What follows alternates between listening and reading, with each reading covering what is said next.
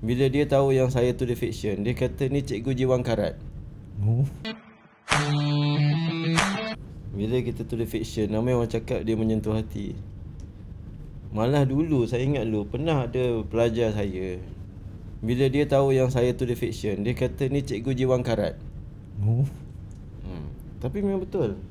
Bila saya jumpa, tak, maksud saya, betul tu maksudnya adalah pandangan orang. Saya pernah jumpa seorang penulis yang lebih hebat lah. Dia pun buat pengakuan macam tu. Dia kata orang kampung ni cakap macam tu. Engkau ni jiwang karat lah gini kan. Tapi tu benda yang salah.